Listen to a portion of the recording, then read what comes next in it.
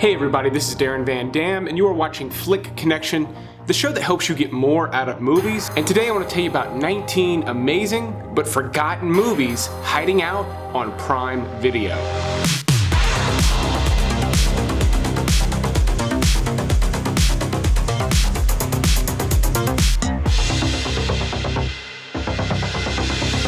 So at the time of me posting this video, all of these are included with your Prime Video membership, and they're all fantastic movies that for some reason or other have been forgotten over time that are either well worth revisiting or watching for the first time if maybe you overlooked them back when they were first released. And yes, you heard me right, I did say 19 and not 20 because honestly, who needs round numbers just for the sake of round numbers? And also, it's kind of fun to mess with the 1% of OCD people who are likely watching this video. So we're gonna start all the way at the back of this list at number 19, with a movie that is one of the better movies on this list, but it's at the back because it's not as strong of a recommendation as all of my other picks, and that is Monsters Ball.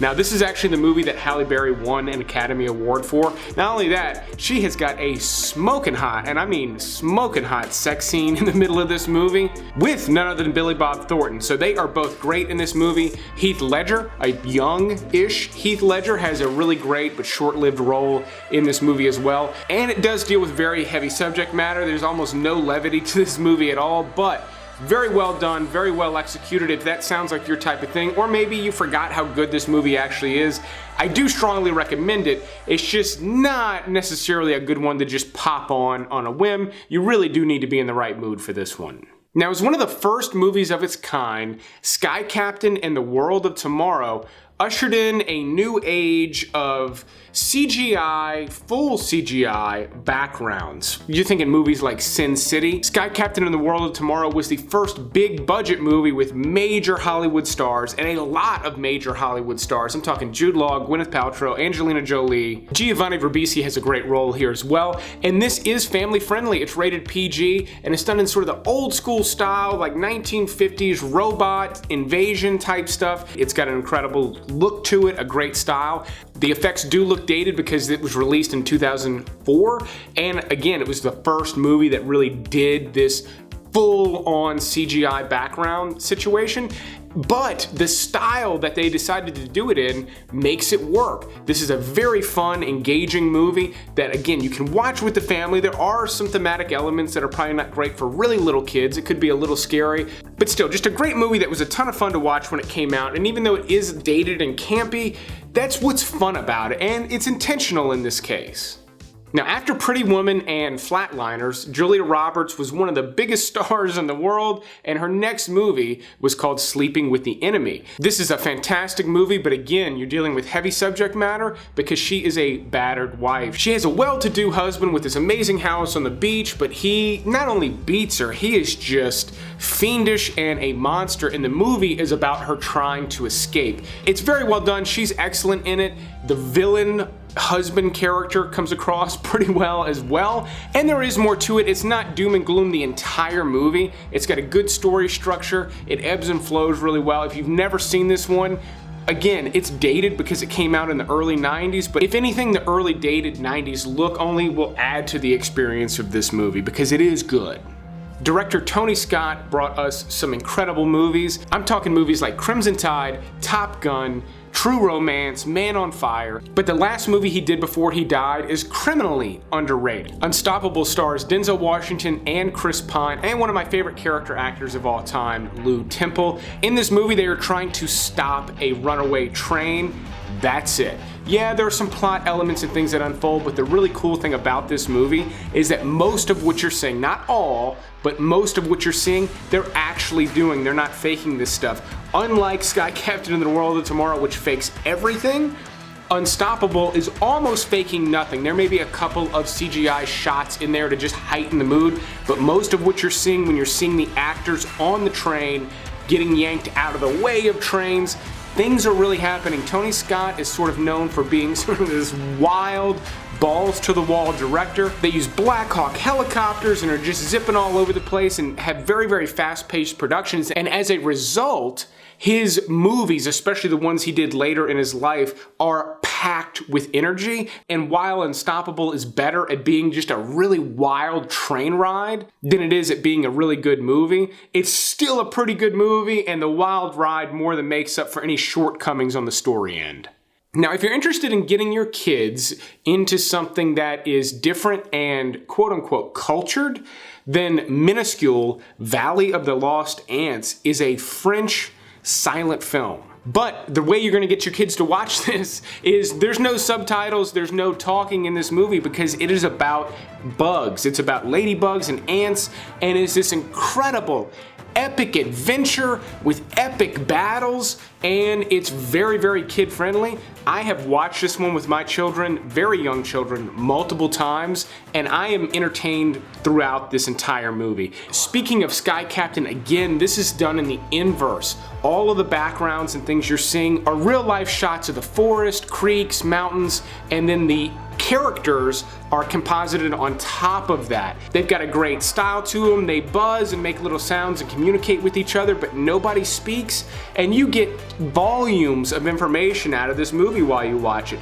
The storytelling is so good here that it does not need any dialogue, and again, I can't stress it enough. This is a very epic story.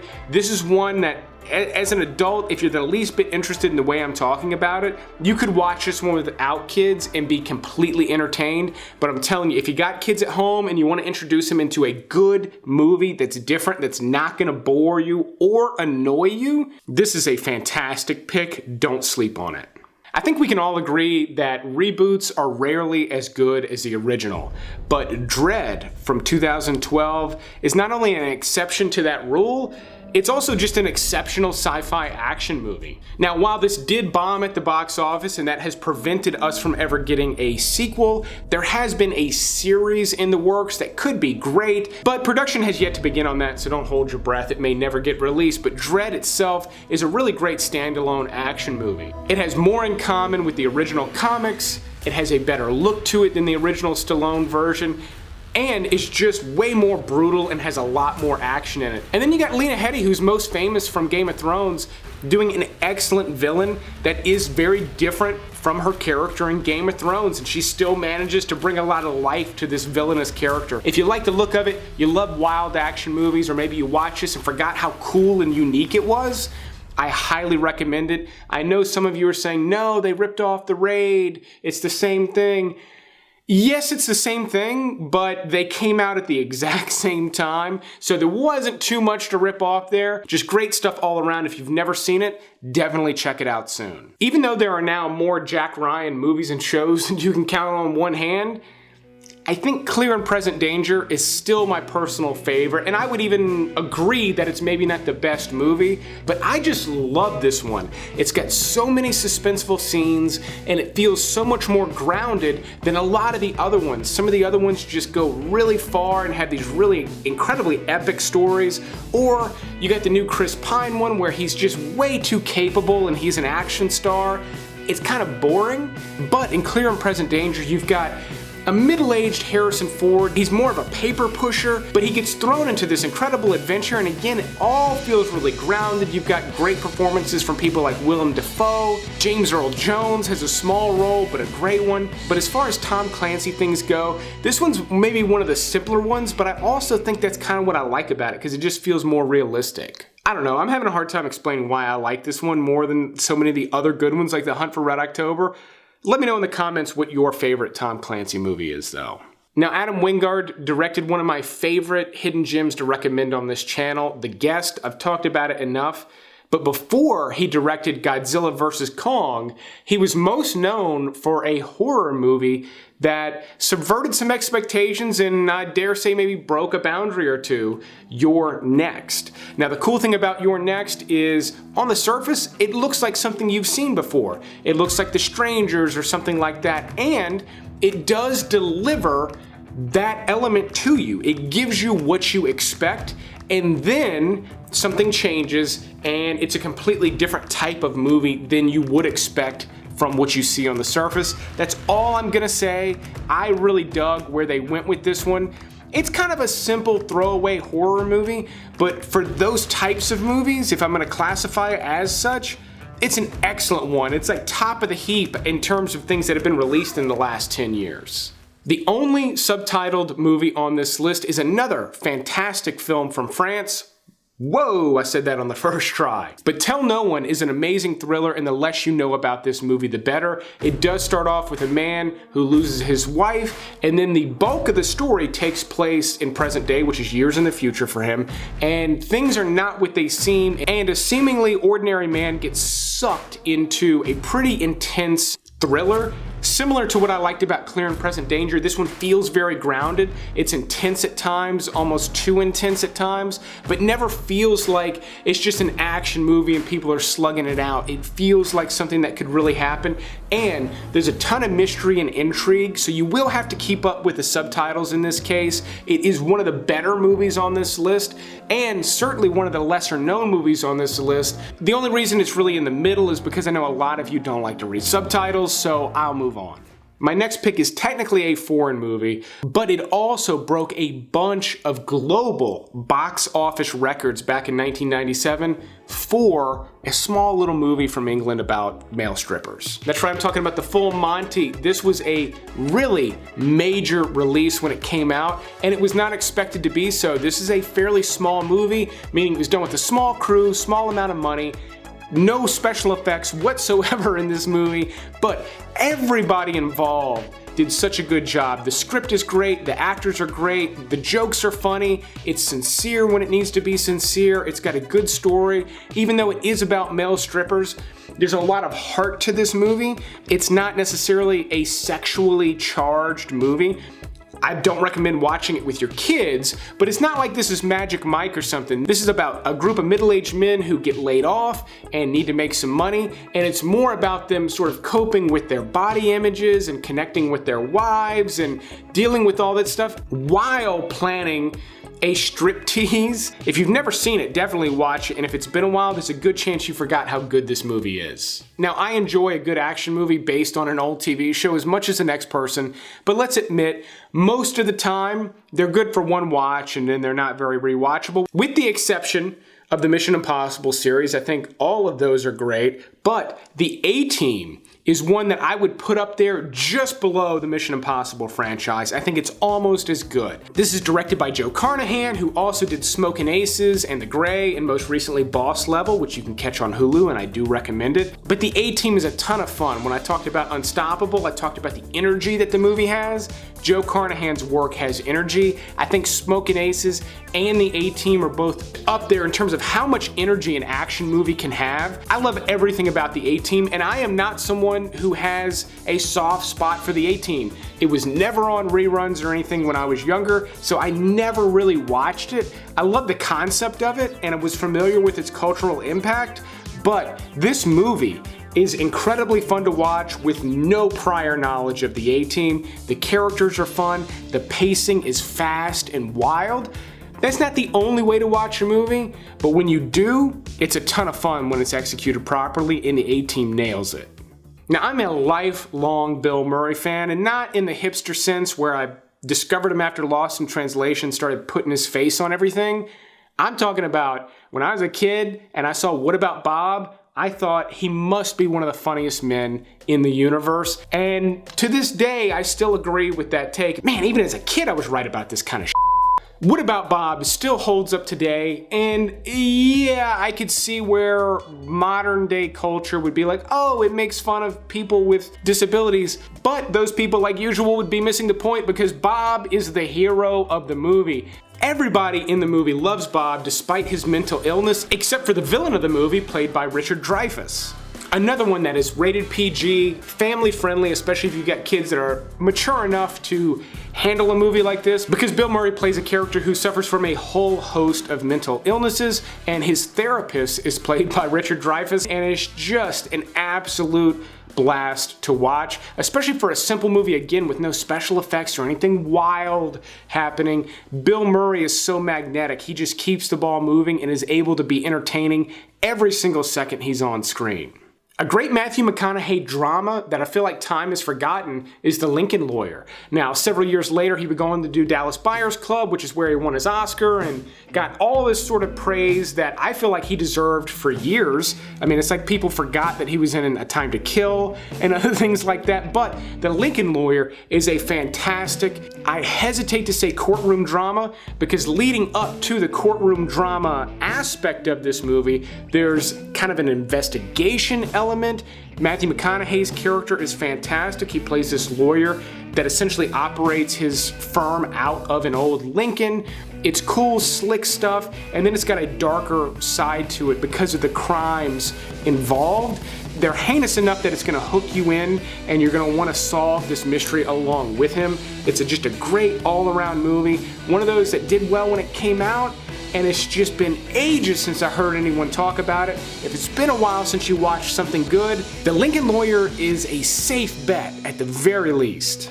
Now, far and away the oldest movie on this list is The Odd Couple, the original from 1968. Now, if you're someone who doesn't like to watch movies past a certain year for some reason, just give me 1 minute to try to sell you on this movie. I'm trying to clear up my ears. You create a pressure inside your head, it opens up the eustachian tube.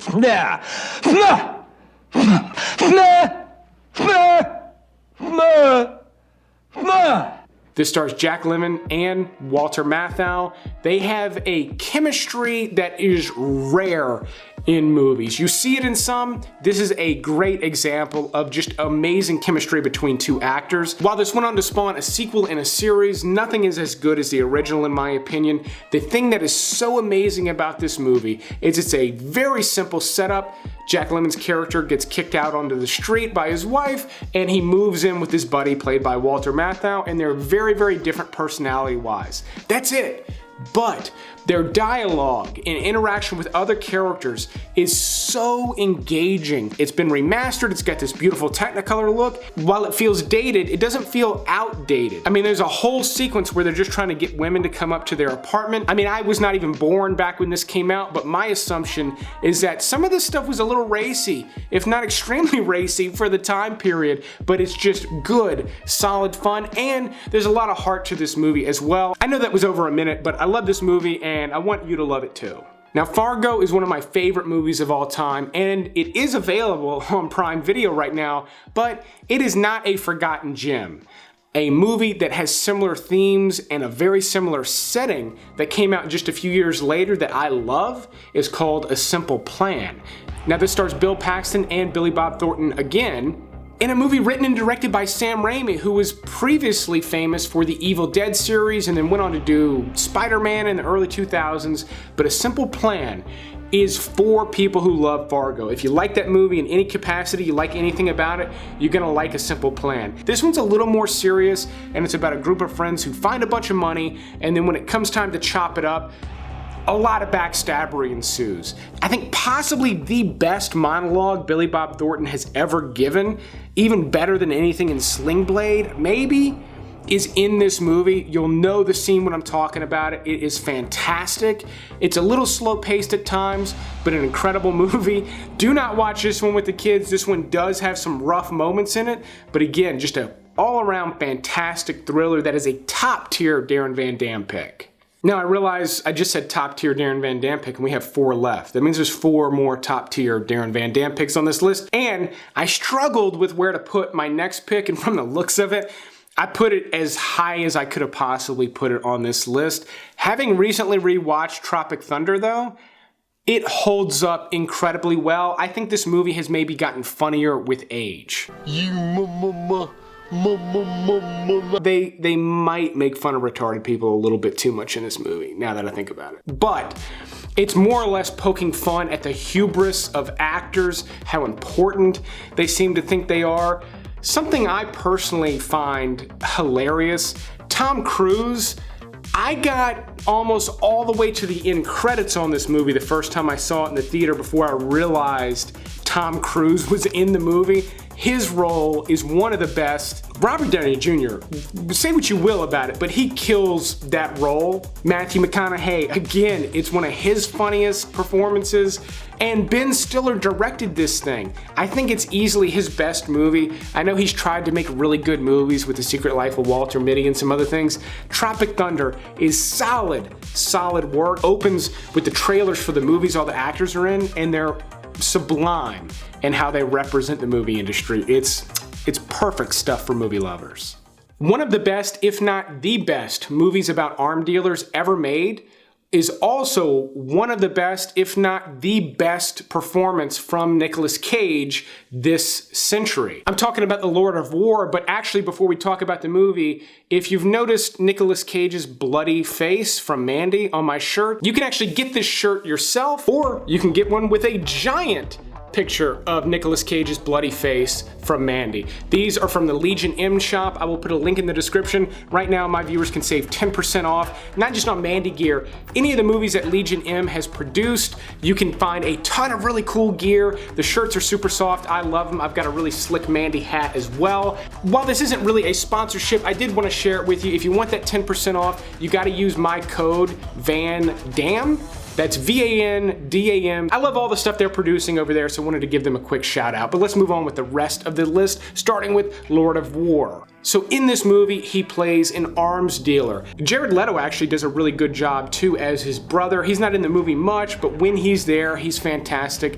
And this is sort of a Goodfellas style movie about an arms dealer. It's this epic journey as to how he got into a life of crime, and it's this major arc. A lot of stuff happens along the way that is not necessarily plot driven, very much like Goodfellas, and there's tons of other examples. Goodfellas just happens to be my favorite, and there's a very strong comparison that can be made. It's a very well produced movie. It looks good. Nicolas Cage is great. A lot of the supporting characters are fantastic. Ethan Hawke shows up for one of his better supporting roles. I just really like everything about this movie. It's one that I will put on every few years, and I enjoy it from start to finish every single time. One of the best and most underappreciated Wes Anderson movies has got to be Moonrise Kingdom. I love Wes Anderson's style, and it has only gotten better with age, in my opinion, and Moonrise Kingdom, I think, is one of the best. It's not necessarily my favorite, but it encapsulates everything that he does so well, and it's got this really fantastic spirit to it. The main kid, the main character in this movie, is such a boss. He's such a cool kid, and there's so many interesting elements that are funny but have this uniquely nostalgic nature to them. I just absolutely love it. If you've never really gotten into Wes Anderson, I highly recommend watching Moonrise Kingdom. It's maybe one of the best ones to hook you in because it's got some of the best characters and is one of the best representations of what Wes Anderson does, even if it's not quite his best movie. Now, my number one pick is far and away the biggest budget, flashiest, most action-packed movie on this list, but there's a good chance it's been a long time since you've seen it, and if it has been a long time since you've seen it, there's a very high likelihood that you have forgotten how amazing Minority Report is.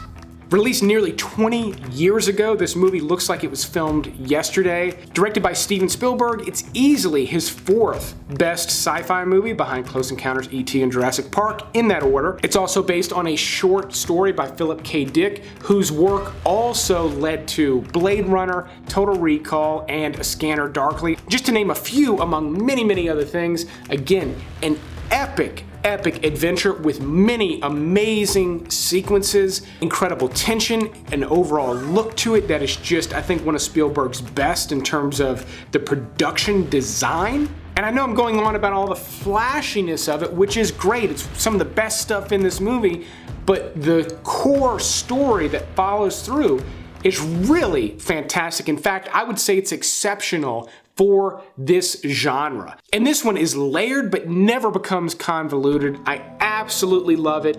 Let me know in the comments below which of these movies you're most looking forward to watching, and also help me thank the Patreon supporters. They have been a fantastic support system for this channel over the years. If you're interested in becoming a Patreon supporter, there's a link in the description below. There's also a link down there where you can become a channel member. And that's another fantastic way to support the channel right here on YouTube, and it gets you access to exclusive videos so that you literally will never run out of good movies to watch. But I will keep making these video lists as long as you keep watching them. Thanks for watching this Prime video list, and you will see me on the next one.